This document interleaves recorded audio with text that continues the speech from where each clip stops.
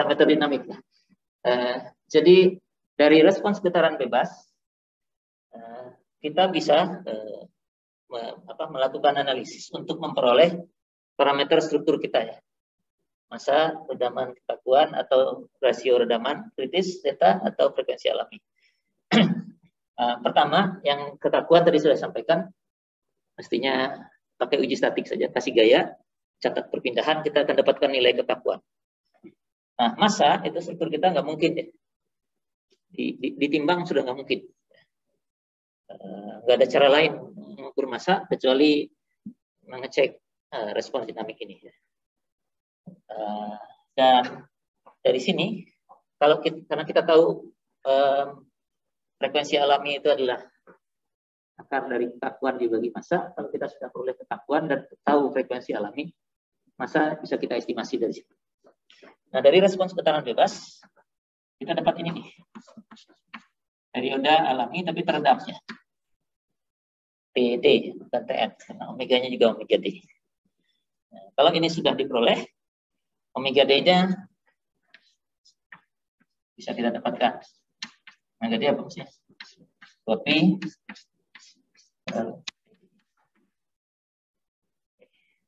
Omega D ke omega N ada zeta. Oh, zetanya dicari dulu kalau begitu. Nah, zeta itu di sini terlihatnya di mana? Pengaruh zeta itu. Pengaruh redaman apa sih di sini?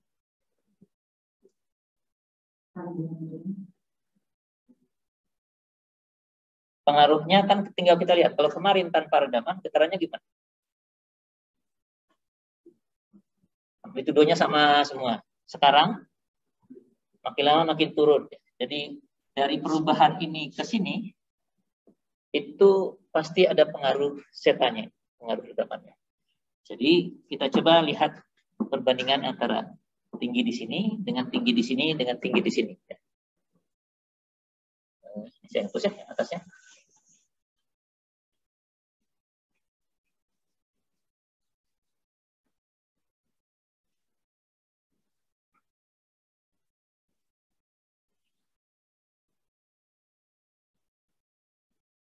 Jadi ini saya sebut saja T1, ini T2 gitu ya. Waktu T1 tingginya 1, amplitudo 1. Waktu T2 tingginya amplitudo yang kedua. Nah, kalau kita masukkan ke persamaan gerak yang barusan sudah terhapus tadi, A1 waktu di sini, dengan A1-nya kan punya di sini. Eksponensial minus zeta omega n T1. Yang di dalam ini saya tulis saja. Hurufnya nggak apa ini A aja, ini A1. Tidak ya. A kosinus omega D T1 tambah D sinus omega D T1. Amplitudo di sini. Selanjutnya waktu T-nya sama dengan T2, amplitudonya A2. Eksponensial minus zeta omega n T2 dibagi dengan A kosinus omega D T2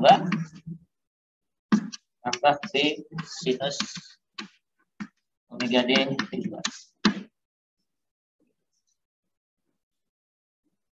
Apa yang Anda ketahui tentang kedua ini? Oh, jarak antara keduanya kita tahu. Dari puncak ini ke puncak ini jaraknya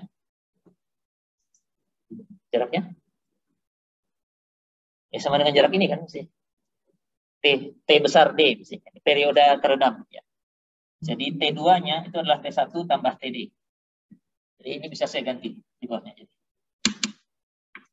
Minus zeta omega n T1 tambah T D.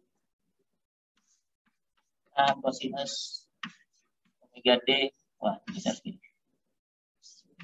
T1 tambah TD tambah B sinus omega D T1 tambah D.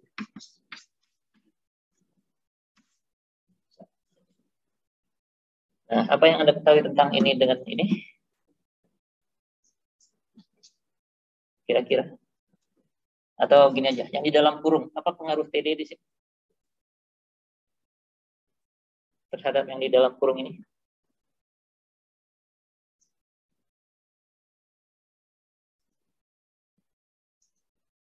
Ini kosinus omega D-nya sama, ini waktunya T1, ini waktunya T1 tambah 1 periode lagi. Ini juga waktunya T1 tambah 1 periode lagi. Sama aja kan ya? Kenapa? Ini nggak ada fasa kan di sini. Maksudnya maju aja 1 periode kan. Nilainya mestinya sama. Gitu. Kalau ini yang menurunkannya kan.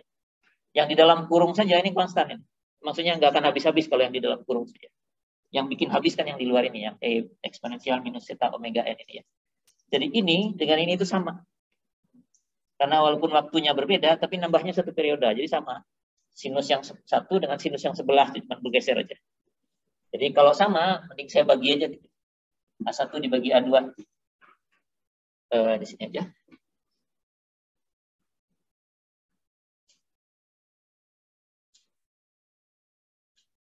Jadi kalau saya bagi A1 dibagi A2, itu adalah perbandingan dari tinggi ini terhadap tinggi yang sesudahnya, judulnya. Dan yang satu pasti lebih besar ya, jadi ini nilainya lebih dari 1 mestinya. Hingga yang atas itu eksponensial minus zeta omega n. T1 dibagi dengan, karena ininya habis, sama. Eksponensial minus zeta omega n. T1 terus ini masih bisa disederhanakan. Bisa. Apa yang bisa disederhanakan? Ini dipecah dulu zeta omega n T1 dengan ini tambah ini dilepas dari kali gitu. Terus ini dengan atas habis. Pangkat minusnya omega n TD-nya saya bawa ke atas gitu. Eksponensial zeta omega n gitu. Oke, karena kita ingin nyari omega n ya, yang ingin kita cari ya. Yang kita ingin cari kan ini omega n ya. Jadi ini harus turunkan dulu ke bawah. Gimana cara menurunkannya? Oke, ln ya. Jadi zeta omega n TD itu adalah ln dari A1 per A2. Nah, ln A1 per A2 itu punya nama sendiri. Yang ininya. Yang punya namanya logaritmik increment. Ini kalau ketemu di buku aja. Decrement ini lawan dari increment. Increment itu kalau naik sedikit demi sedikit, kalau decrement itu ya turun sedikit demi sedikit. Jadi A1 ke A2 ke A3 ke A4 dan seterusnya ini amplitudenya turun di putaran yang teredam ini. Jadi dan di ln kan jadinya logaritmik increment. Oke, jadi kalau kita punya catatan ini getaran bebas dari struktur, maka kita akan dapatkan logaritmik increment. Dari sini kalau mau cari omega n, TD-nya mungkin diurai dulu. TD itu apa? Kalau mau lebih panjang, zeta omega n. Jadi itu 2pi per omega d. Omega d-nya sendiri omega n pangkat zeta kuadrat ya. Omega-nya malah habis. Omega n nggak apa-apa. Omega n ya nggak masalah. Omega n-nya habis. Kalau omega d-nya sendiri sudah ada. Ini sama dengan ln 1 per A2. Ininya habis. Jadinya ada 2pi zeta per akar zeta kuadrat sama dengan n. Kalau ini sudah ada nilainya, sudah tahu angkanya, perbandingannya, maka zetanya bisa diperoleh. Enggak terlalu linear sih ya, tapi kan zetanya cuma satu-satunya yang belum diketahui di sini. Anda bisa selesaikan mestinya. dikuadratkan atau diapakan dulu lah, gitu ya. Dikuadratkan dulu, nanti keluar zeta kuadrat, atau coba, gitu ya. Atau kalau zetanya dianggap kecil, kalau zeta itu kecil, maka akar ini kurang lebih dekat-dekat dengan 1. Ya.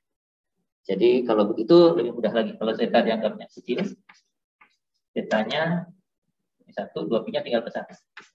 1/2pi dari logaritmik.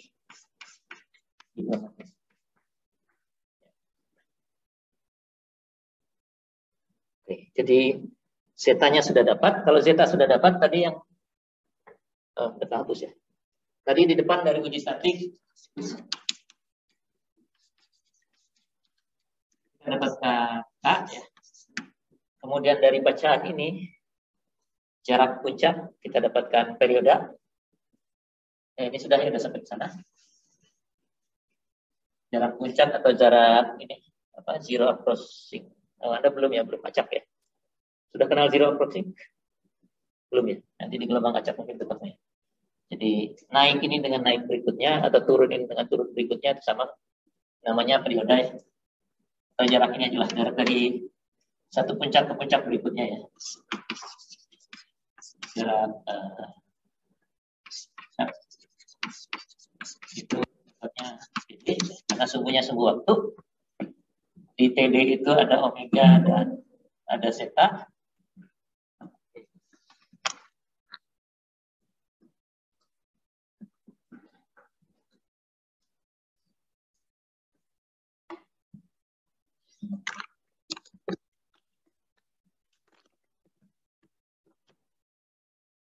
Jadi di periode ini ada periodenya sendiri, dan ada redaman.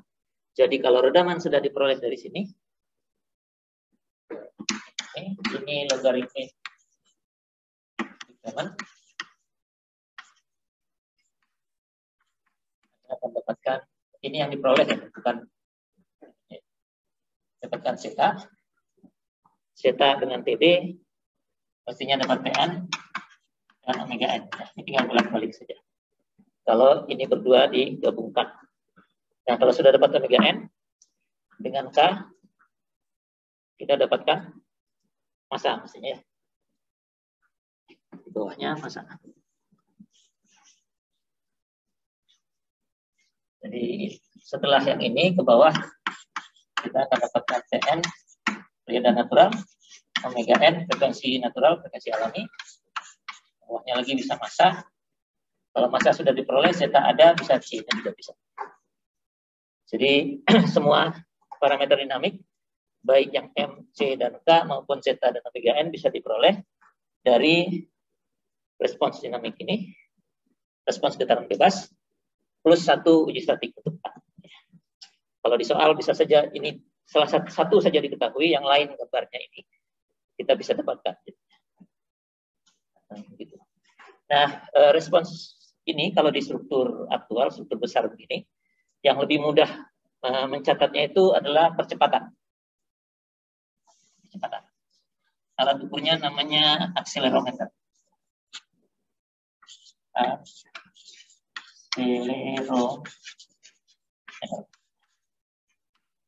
Alatnya cuma kecil, tinggal ditempel saja. Kalau mau mengukur perpindahan, nggak bisa ditempel ya. Karena kalau ditempel di bangunan, terus suruh mengukur perpindahan, alatnya akan ikut bergerak bersama bangunan. Ya, nggak nemu dia perpindahannya. Dia harus dipasang di sesuatu yang fix dulu. Ya, jadi itu nggak bisa. Kecepatan, alat ukur kecepatan nggak ada yang dipakai di bangunan setahu saya. Tapi akselerometer ada. Ya. Adanya cuma kecil, seujung jempol ini saja. Anda tempelkan. Kalau bangunannya diganggu, bisa dikasih gangguan. Bangunan besar ini nggak tahu. Kalau jembatan lebih mudah. Suruh aja truk lewat, pasti ada getarannya. Dan setelah truknya pergi, getarannya tinggal getaran bebas ya. Sudah tidak ada gayanya kan. Kalau truknya masih ada, itu getaran paksa, karena ada gayanya. Ada ruas kanannya. Tapi kalau sudah lewat, itu getaran bebas. Nah, getaran bebasnya bisa dicatat. Nah, pertanyaannya adalah, ini mungkin nanti bagian dari tugas sampai juga. Apakah responsnya sama nggak waktu U dengan waktu U2?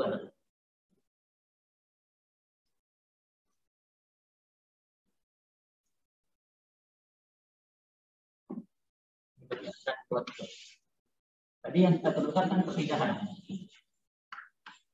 Ini. Kalau diturunkan sekali jadi kecepatan, gambarnya apakah akan kira-kira begini? Tadi waktu menurunkan sukunya nambah banyak sih ya. Nambah banyak ya. Tapi bentuknya apakah akan seperti ini juga? Mana? Oh, udah hilang tadi ya. Saya tulis lagi deh. Kalau U-nya itu adalah eksponensial minus zeta omega n T A cosinus omega D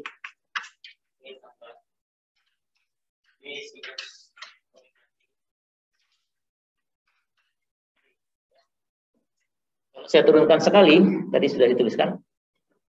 Ini dulu turunkan minus zeta omega n eksponensial kalikan semua yang ada di dalam. Terus ditambah dengan eksponensial ini sekarang diam. Yang di dalamnya yang diturunkan.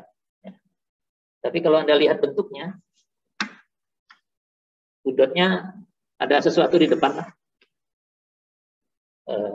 Sesuatu angka. Dari depan sini saja misalnya ada minus zeta omega n. Tapi yang eksponensial minus zeta omega nt ini tetap ada. Yang ininya tetap ada. Yang di dalam ini meskipun banyak, tetap aja bisa dikumpulkan jadi sebuah angka, kalikan cos omega dt, tambah angka yang lain, kumpulkan aja semua pengali dari sinus omega dt-nya juga begitu. Jadi baik perpindahan maupun kecepatan bentuknya sama polanya. Hanya nilai amplitudonya yang berbeda. Ya, karena ini perpindahan, ini kecepatan, satuannya juga sudah berbeda ya. Jadi bentuknya akan tetap seperti ini. Jarak-jaraknya nggak pengaruh karena cos dan sin-nya tetap sama. Jadi periodenya nggak terganggu. Nah, Anda turunkan sekali lagi jadi percepatan sama aja. Yang berbeda hanya nilainya saja. Nilainya. Tapi bahwa perilakunya periodenya TD sama. Bahwa dia makin lama makin turun juga sama. Dan kalau kita buat perbandingan A1 dibagi A2, ya sama aja. A1 dibagi A2, kalau perpindahan dibagi perpindahan, kecepatan dibagi kecepatan, percepatan dibagi percepatan, ya rasionya saja yang muncul. Jadi ini boleh apa saja nih increment. Boleh perpindahan, boleh kecepatan, boleh percepatan, apapun yang bisa terukur. Kira-kira begitu. Nah, kalau zetanya sangat kecil, kalau redamannya sangat kecil, ini penurunannya mungkin nggak terlalu terasa. Dari ke 1 ke 2, atau nggak terlalu kelihatan kalau Anda bacanya dari print out gitu ya. Seperti kalau pencatat gempa itu kan nggak digital gitu ya. Tulisan gitu ya. Jadi Anda harus digitasi dulu. Nah, kita bisa buat itu tidak harus antara yang pertama dengan yang kedua. Bisa saja antara yang pertama dengan yang kelima gitu. Agar perbedaannya lebih terlihat. Jadi kesalahan perhitungannya nggak banyak. Nah, kalau antara yang kesekian, nah, namanya bukan increment lagi, itu punya nama. Tapi kalau saya mempunyai LN 1 dengan kali 1 tambah N sekian. Jadi di sekarang sekian berarti zeta omega N. Jadi kalau ininya A2. Kalau sekarang ini tambah N, ada faktor apa di sebelah sini?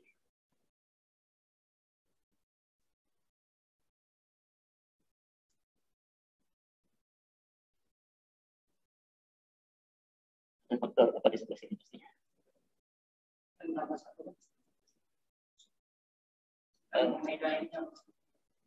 Omega N-nya jadi omega. Oh, N ini dengan N ini beda ya. Ini N itu angka, atau jangan N lah. C gitu.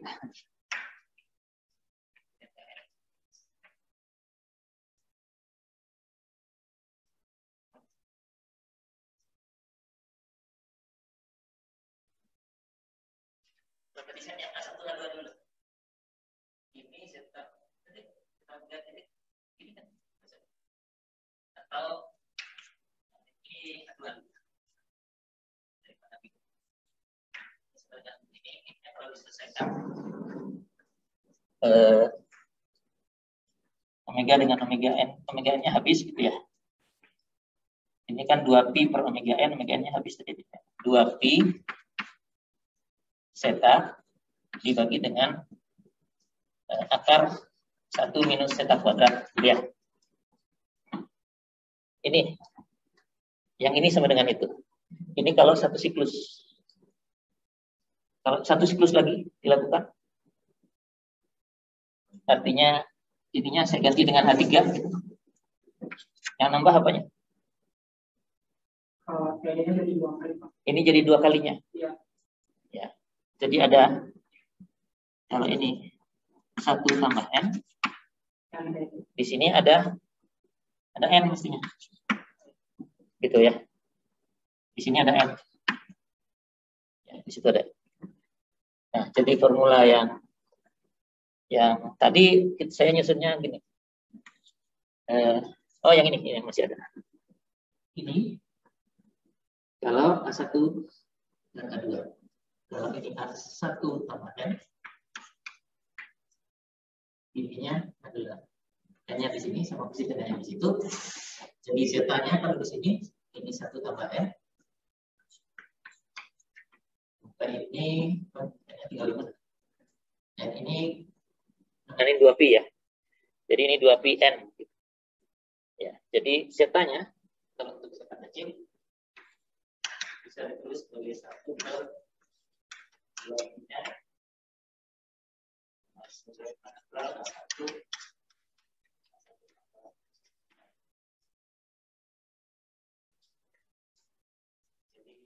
Kalau terlalu dekat, ini dengan ini, pembagiannya terlalu dekat dengan 1, kita bisa ambil puncak pertama dengan puncak ke-10.